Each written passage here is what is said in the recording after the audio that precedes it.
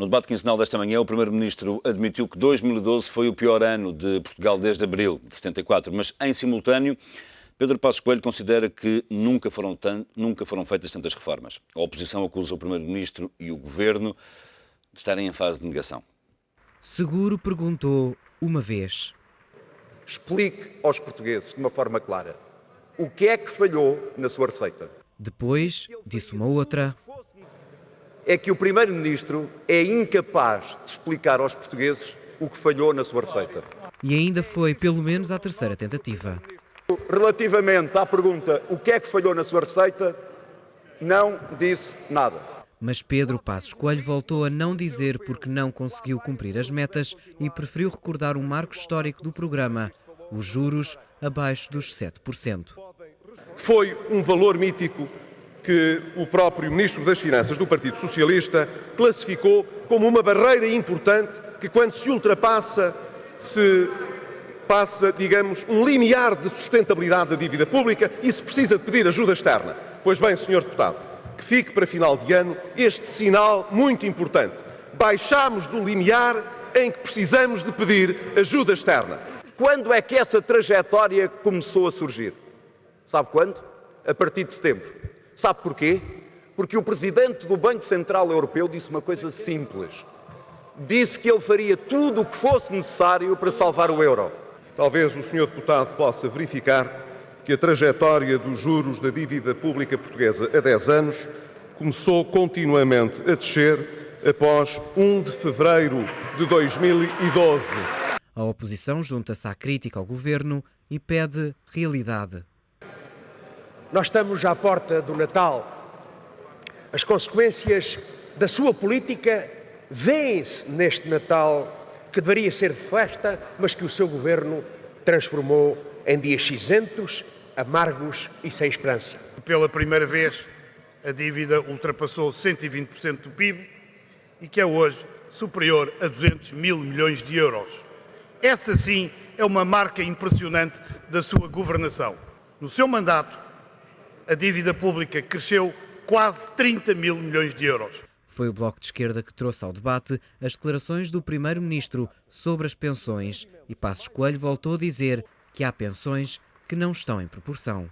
A grande maioria concentra-se na Caixa Geral de Aposentações em pensões que se situam acima de 1.500 euros. Não estamos a falar de muitas pensões, mas estamos a falar de pensões que ao longo dos anos, nos termos da lei, ninguém está a receber indevidamente pensões, Sr. Deputado. As pessoas estão a receber aquilo que a lei determinou. Mas a lei, ao longo dos anos, Sr. Deputado, estipulou regimes diferentes. O debate foi ainda marcado pelos assuntos europeus, com Pedro Passos Coelho a sublinhar que para o ano a Europa será diferente, será melhor. O mesmo Primeiro-Ministro, que considerou em tempos que 2012 era o ano da mudança, agora termina esse mesmo ano com um balanço diferente. O ano que agora está a terminar foi talvez o ano mais difícil de que tenho memória desde 1974, mas foi também o ano em que mais semeámos para o futuro, para que uma crise como aquela que estamos a viver não volte a ocorrer. Muito obrigado.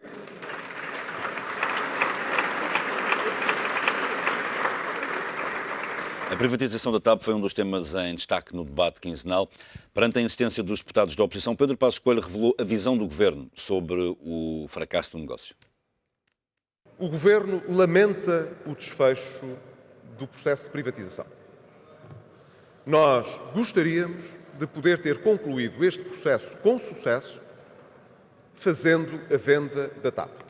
O projeto que foi apresentado tinha todo o sentido estratégico para a TAP. E era, portanto, um bom projeto estratégico para a TAP. Era preciso que o concorrente, nos termos, aliás, do caderno de encargos e nos termos previstos no Decreto-Lei para a privatização, apresentasse, na altura própria, as garantias financeiras necessárias, não apenas para a operação em si, mas para mostrar a capacidade para poder lidar com a dívida financeira da própria TAP. Ora, simplesmente isso não aconteceu. E não tendo acontecido exatamente na data e na hora que estava previsto, o Governo não podia ter outra decisão, porque ela não tem nada de político, ela respeita em absoluto as regras que foram estabelecidas e que eram do conhecimento do concorrente.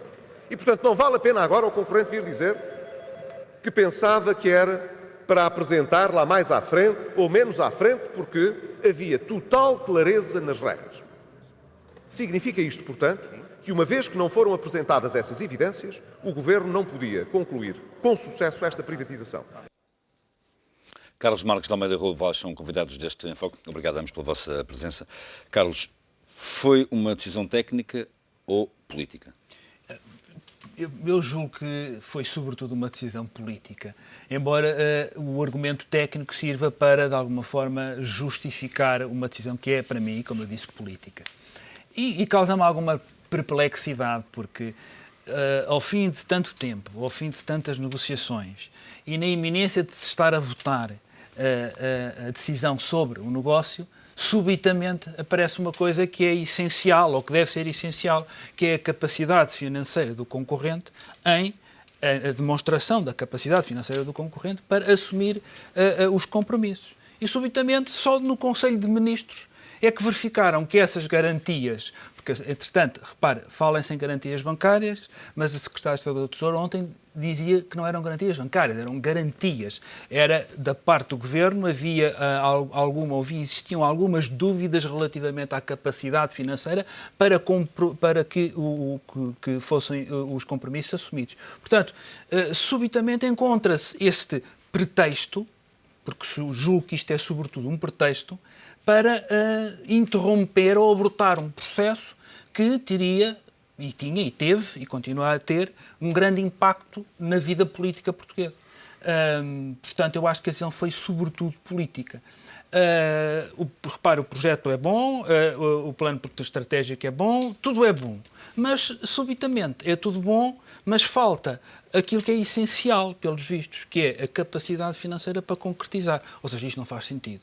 E, repare, começamos com este processo que o mesmo Conselho de Ministros que seleciona o candidato, seleciona no mesmo Conselho de Ministros o caderno de encargos, o que é uma coisa que é um pouco sui generis. E acabamos também no Conselho de Primeiro-Ministros, em que, quando toda a gente estava à espera de uma decisão contrária, surge exatamente o seu oposto. Portanto, eu acho que foi sobretudo uma decisão política. O Governo partiu para esta privatização sem uma visão bem clara daquilo que pretende fazer com a TAP. E, de alguma forma, foi surpreendido pela reação que a privatização da TAP teve subitamente na sociedade portuguesa. E tinha que encontrar aqui um expediente, de alguma forma, para interromper o processo. Porque eu não estou a ver o Governo a avançar para uma privatização sem ter as garantias. Obviamente que não. Era demasiado arriscado e no minuto imediatamente seguinte a oposição toda lhe caiu em cima. Como lhe caiu em cima, que também é outro fenómeno muito interessante, porque, repare, ao mesmo tempo há aqui uma espécie de esquizofrenia. A oposição era contra a privatização. Não houve privatização, agora a oposição está contra o Governo que não conseguiu privatizar, o que não deixa de ser também perplexante. E o Governo e os deputados da maioria que eram pela privatização, o Governo não consegue concretizar a privatização e os deputados estão muito contentes porque estão-se a salvaguardar o interesse público. Quer dizer, não faz sentido absolutamente nenhum. Portanto, o interesse público passa pela privatização ou não passa pela privatização. O projeto da oposição passa pela privatização. Ou seja, tudo isto é muito confuso, tudo isto eu acho que é muito pouco profissional e tudo foi feito com alguma leviandade. E tanto é assim que a Secretária de Estado do Tesouro dizia ontem que o caderno de encargos vai ser modificado e vão fazer alterações. Ora, se tudo estivesse bem agora, não se fazia alterações depois. Se não tivesse falhado agora, não se podia fazer alterações depois. Portanto, eu acho que a decisão foi, sobretudo, política. E mais política quando o Primeiro-Ministro vem dizer que não é política. Raul Vaz, foi uma decisão política? Tem contornos, obviamente, de uma decisão política e seria sempre uma decisão política, independentemente da avaliação técnica do projeto que estava em cima da mesa. Agora, é evidente que eu acho este episódio lamentável, porque é preciso dizer que esta privatização da TAP tem 18 meses de namoro, Ou seja, há 18 meses que o pai sabia que ia casar a filha. E depois não é no altar porque falta uma testemunha ou falta as alianças que se diz não há casamento. Portanto, eu acho isto absolutamente... Aliás, um governo que de facto passa um ano difícil, como o Primeiro-Ministro diz, provavelmente o ano mais difícil depois de 1974, eu reconheço isso, e reconheço, aliás, alguma coragem e capacidade reformista deste governo, e que depois borra a pintura nestas e noutras questões menores que não são menores. É preciso dizer que os portugueses têm que saber que a TAP é uma empresa tecnicamente falida. Se estava em cima da mesa uma solução boa para a TAP, ou seja, não se pode pedir aos portugueses, às famílias portuguesas, os sacrifícios que estão a ser pedidos. Não se pode dizer aos reformados acima de 1.350 euros pedir uma sobretaxa de 3,5% em 2013. E depois, porque há um senhor que, com quem certamente... isso não foi assim, eu também acho mal. Responsáveis governamentais falaram antes do Conselho de Ministros. Acho muito bem que o Ministro Miguel Relvas, o Ministro das Finanças, o Ministro dos Negócios Estrangeiros tenham falado com o Sr. Eframovich. Acho muito bem, não tem mal nenhum. Portanto, quer dizer, aliás, acho que é uma obrigação do Governo conversar com o parceiro com que vai fazer um negócio desta dimensão. E depois é em Conselho de Ministros, é no dia ou na véspera que, porque o senhor não cumpriu as garantias bancárias que tinha que apresentar, e que o senhor agora vem dizer que há um equívoco e que apresentaria passado 48 horas que não se faz o negócio. Acho isto, de facto, uma fragilidade política aterradora. Ou seja, eu pergunto, enquanto cidadão, se não é a dúvida, paira. Se não tivessem saído umas notícias sobre o percurso de privatização da TAP, notícias recentes, o Público fez, aliás, uma manchete em que dizia que o Ministro Miguel Relvas tinha encontrado via um escritório de advogados brasileiros ou tendo negociações com o Sr. Eframovich. Repito, não imputo nenhum mal a essa... Nenhuma anormalidade a esse... Não, aliás, acho que isso deve acontecer. Se no processo se encontrar alguma atitude menos própria, obviamente que se deve também questionar e atuar em conformidade. Mas é por isso que não se fez este negócio? Pergunto mais. Hoje assisti também com alguma perplexidade a uma conferência de imprensa do Presidente da TAP, que aliás o engenheiro Fernando Pinto, que, se me permites a expressão, é uma espécie de vaca sagrada da gestão portuguesa, chegou cá a Portugal, é um gênio da gestão, já vem do tempo do Ministro Jorge Coelho, que foi buscar o Maradona, ou o Messi da gestão da aviação, e que, entretanto, no seu percurso fez um negócio ruinoso, que, aliás, pelos vistos, empandeirou a TAP ad eterno, que é o negócio do Brasil. O negócio do Brasil, que é feito com um parceiro, com o Dr. Ferro Ribeiro, que conseguiu mais valias nesse negócio porque vendeu passado um ano, só que a TAP não podia, não estava obrigado a um contrato, não podia negociar. Agora diz-me o Governo que afinal há um modelo diferente porque vão tirar o osso da carne e portanto vão tentar vender a carne a um preço mais apetitoso e ficar com o osso e isto não faz sentido. Quer dizer, isto é brincar com coisas sérias. Portanto, estamos a brincar com coisas sérias. Estava no memorando de atendimento da Troika. Era uma das condições da assinatura que o Partido Socialista fez e que o PSD subscreveu e o CDS. Há 18 meses para avaliar, construir, definir processos. A TAP, obviamente, tem aquele peso também, é uma espécie de símbolo nacional, eu reconheço isso. E agora confronta-se no fim do ano, chega-se ao limite do jogo e diz agora já não se vende porque o senhor não apresentou garantias bancárias.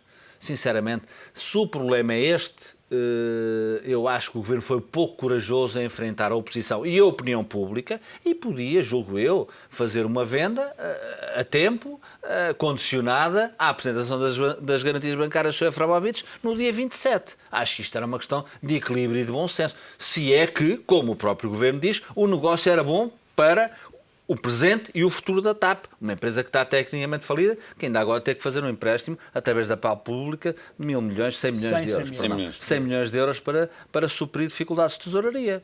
Dizer, onde é que está aqui a racionalidade do negócio? Não existe. E, portanto, aqueles que dizem o Governo fez bem porque senão caiu o Carme e a Trindade porque tinha vendido a TAP a um senhor que não tinha qualificações, capacidade financeira. Mas descobriram isso agora?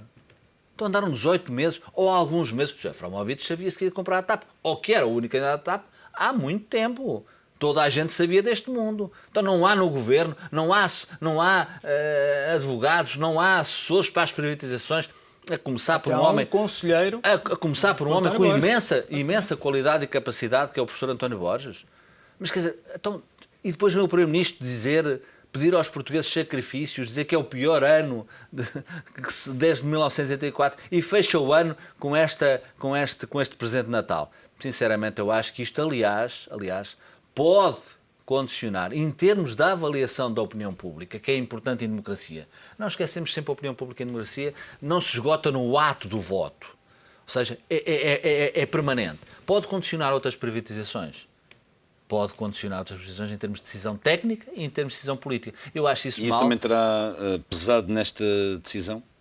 Eu penso que sim, quer dizer, esta clareza na confusão que existe, sinceramente, eu estranho que se chegue a Conselho de Ministros com esta dificuldade de avaliação ou com esta reserva. Quer dizer, isto é um negócio sério, é um negócio de alguns milhões. Quer dizer, o negócio é bom, dito pelo Governo, não sou eu que o digo.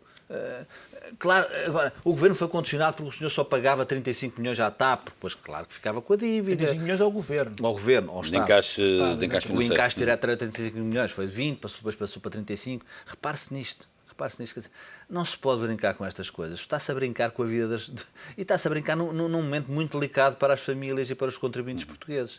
Porque eu pergunto agora, provavelmente sem algum rigor, e quem é que paga agora a TAP até eles encontrarem um modelo que sirva ou que seja melhor que este?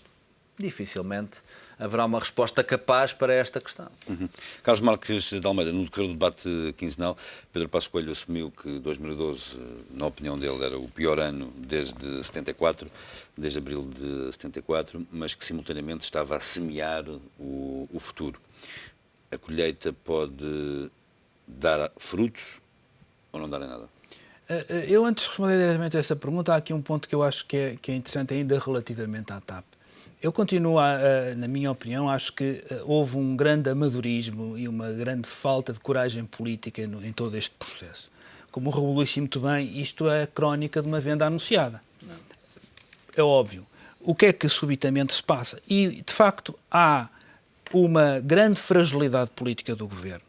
Tanto que a Secretária de Estado do Tesouro veio novamente chamar a atenção que, segundo a avaliação independente que eles tinham, a oferta estava no patamar superior, à volta de 1.800 milhões de euros, com um passivo de 1.500 milhões de euros, que é o que a TAP tem. E provavelmente não vai ser fácil na atual conjuntura conseguir agora, uma proposta eu acho semelhante. que não houve falta de coragem política, houve falta de profissionalismo político, o processo não foi devidamente preparado nem acautelado e, sobretudo, não foi feita uma coisa que é de liminar prudência, que é elencar a sequência ou elencar as hipóteses possíveis no modelo de privatização. E isso não foi feito. O que vem de Sócrates e do PEC 4 era uma privatização parcial. É com este governo que resolvem fazer a privatização total. Mas a TAP são 8 ou 9 empresas. Portanto, parece que subitamente, quando o governo está a avaliar a proposta que lhe é entregue, é que se apercebe verdadeiramente da dimensão daquilo que está a privatizar. E então teve aí a tal falta de coragem política e de profissionalismo e não teve coragem de ir até ao fim, nitidamente. E invoca um pretexto meramente financeiro que não tem o mínimo cabimento. Porque, enfim, não julgo que se ambas as partes estão de boa fé, as quantias... Não era no próprio dia do Conselho de Ministros as quantias, exatamente, as quantias que estão em causa são de facto, substanciais, não era por esse... Ou seja, tudo isto e outra coisa que o Raul disse e eu concordo. Isto fragiliza o Governo também no processo das próximas privatizações. Ou seja, o difícil é, de alguma forma, arrepiar caminho na primeira vez. E o Governo fez pela primeira vez, quando ninguém estava à espera. Portanto, agora em todos os processos de privatização que vão acontecer, não é? Vai sempre colocar-se esse vírus. Será que o Governo tem a coragem de ir até ao fim? Tem a coragem, como para usar um lugar comum, tem a coragem das suas convicções e hoje não teve a coragem das suas convicções. Hoje, agora vai tudo ser protelado para 2014 e vamos ver que provavelmente vão ficar com 51%, privatizar 49%, separar ou seja, vão fazer toda uma engenharia logo no caderno de encargos para ter um outcome mais previsível. Exatamente, esse é o novo modelo. Mas isto devia estar logo à cabeça, se o estudo fosse feito como devia de ser. Devia estar logo à cabeça. O que é que se pode fazer? Isto, A, B, C, D. E de todas as hipóteses, escolhia-se aquela que, para o Estado português e para o mercado, fosse a mais apetecível. Isto não foi feito. Claro. O objetivo era entregar aquilo rapidamente e correu mal. Relativamente à sua pergunta. Há aqui, de facto, um espírito reformista e uma ação reformista do governo. Eu acredito que Pedro Passos Coelho... No futuro. Eu acredito que Pedro Passos Coelho tenha a percepção que é um governo reformista. Eu duvido é que os portugueses tenham essa percepção de que o governo está a fazer reformas. Os portugueses têm a percepção de que o governo está a aplicar um programa de ajustamento com uma forte componente de austeridade. Ponto final. Essa é a percepção que a opinião pública tem. As reformas, ponto 1, as reformas têm quase sempre, ou devem ter quase sempre em linha de conta, uma finalidade ideal para, de alguma forma, melhorar a situação. E isso, normalmente, é aquilo que as pessoas denominam por esperança. Ou seja, associado às reformas, estará essa componente de melhoria e de esperança. Ora, o governo tem sido incapaz de transmitir o mínimo sentimento de confiança naquilo que está a fazer e no mínimo sentimento de esperança relativamente aos portugueses. Eu não tenho a percepção que isto seja um governo que tenha um elan reformista. O comportamento dos mercados não é um bom indício?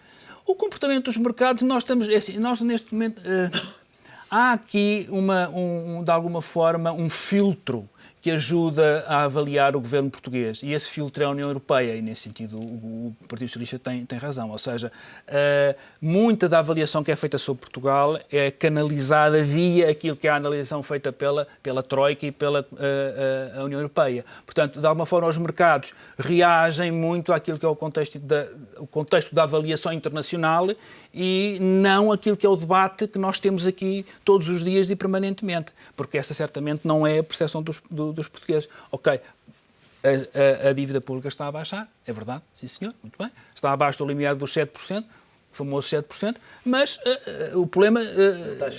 Taxa de juros, exato. Mas o problema não é esse. O problema, repare, o Primeiro-Ministro vem-nos dizer que, ok, muito bem, nós estamos no limiar de poder ir ao mercado, ganhar a nossa soberania em termos económicos e financeiros, mas, repare, exatamente no momento em que a dívida pública ultrapassa os 120% do PIB. E o que o Governo vem prometer aos portugueses é que já está em condições de contrair mais dívida, o que não deixa de ser interessante. Raul, há aqui de facto um espírito, um ímpeto reformista deste Governo que possa semear um futuro melhor? Isso depende da colheita, como tu disseste, e muito bem, isso eu não sei. O que eu sei é que, de facto, é verdade, na minha opinião, que este governo é um governo que se confronta e tem confrontado a sociedade portuguesa com questões muito sérias, e as questões mais sérias depois do 25 de Abril. Repare-se, eu esta semana pensava um bocadinho, e pensava em alguns governos, quais foram as grandes questões de outros governos. O professor Cavaco Silva viu um ciclo de desenvolvimento, de entrada de fundos comunitários, de investimento em infraestruturas. Eu não estou a dizer que tenha feito só isso, mas isto não é difícil de fazer. Ou seja, e partiu de uma base muito baixa também. E de uma base muito baixa. A população, os portugueses, reagiram de uma forma positiva, obviamente. Tiveram mais estradas, mais acesso a mais reformas. Tiveram o 14º mês não existia. Foi o professor Cavaco Silva que o inventou. Que o introduziu, perdão. A progressão automática nas carreiras da função pública foi o professor Cavaco Silva que a introduziu, também, através daí, teve algum retorno com a maioria absoluta. Passemos para o Engenheiro Guterres. O Engenheiro Guterres, as grandes questões era a paixão pela educação, que é uma coisa absolutamente central de qualquer sociedade em desenvolvimento e que eu acho que foi muito bem acentuada pelo Primeiro-Ministro então. Mas repare-se, uma grande questão da sociedade portuguesa, lembrava-me, foi a questão dos touros de morte em barrancos. Até houve um ministro que teve para cair por causa de touros de mortes em barrancos. depois não encontrei. Houve a Expo 98, também entrava muito dinheiro no país, etc, etc, até que começamos a caminhar para o pântano e o engenheiro Guterres percebeu essa lógica. O Dr. Durão Barroso teve pouco tempo, descobriu que estávamos de tanga, mas capacidade reformista também, não me lembro de qualquer coisa que tivesse confrontado ou conflituado com a sociedade portuguesa a um certo nível. O Dr. Santana Lopes foi despedido sumariamente, mas repare-se, e é curiosa a posição do Dr. Jorge Sampaio hoje, nestes tempos de hoje, em relação ao Orçamento de Estado, dizendo que sabe bem o que é que isto custa. Porque é que Santana Lopes saiu? Por sinais, eu diria talvez por intuição, avaliação de comportamentos, mas foi com Santana Lopes que houve, pela primeira vez, algumas questões conflituantes. Estou-me a lembrar das escutes, da alteração da lei das rendas, feitas, aliás, pelo ministro então, António Mexia. Veio o engenheiro José Sócrates, que de facto mexeu algo com a sociedade portuguesa, mas também mais a nível dos costumes. A questão do aborto foi uma questão que voltou a ser ao centro do debate nacional. E agora há, de facto, conflitos sérios sociais e económicos com intersociais. Houve a questão da lei laboral, que foi alterada. Há a questão das reformas, que, aliás, o Primeiro-Ministro esta semana, eu julgo que quando ele fala das reformas, não é para dar nenhuma canelada no Presidente da República. É para introduzir essa questão no debate da sociedade portuguesa e para iniciá-la, como eu diria que a campanha eleitoral começou esta semana. Não sei quando é que vão ser as eleições, provavelmente vão ser no fim da legislatura, mas há uma ruptura clara esta semana entre o Partido Socialista e o Partido Social Democrata. Quando Passos Coelho diz este Partido Socialista é igual ao engenheiro José Sócrates, e quando o Dr. António José Seguro diz vamos pedir a fiscalização sucessiva do orçamento. E dele, de uma forma, deputados do Partido Socialista vão pedir. Questões da saúde, da educação, da justiça, a reforma da segurança social, a reforma já foi feita no tempo do engenheiro Sócrates, mas não é suficiente. E foi garantido que estava temos de terminar, mas estamos. Eu acho que isto é importante. E aí eu acho que há uma capacidade de semear. Se a colheita vai ser boa ou não, obviamente depende também da coragem política para levar o terreno até ao fim. E oxalá seja boa. Só uma pequena nota. Eu concordo com aquilo que o Raul diz. Só que, mas o Raul está, de alguma forma, a imputar ao Governo uma virtude que é mais uma necessidade. Mas a vida é assim. Exatamente. Muitas vezes fazemos na vida aquilo que a realidade nos exige. Mas a virtude do Governo é mais fruto da necessidade do que propriamente da sua iniciativa. Ou seja, a descrição que o Raul fez está perfeitamente. Ok, nós temos um momento da consolidação, temos um momento da gestão do regime, temos um momento da gestão do regime e agora estamos no momento da crise do regime. Aquele povo na Ibéria que não se governa deixar governar, agora estamos a ser governados. Vamos lá ver.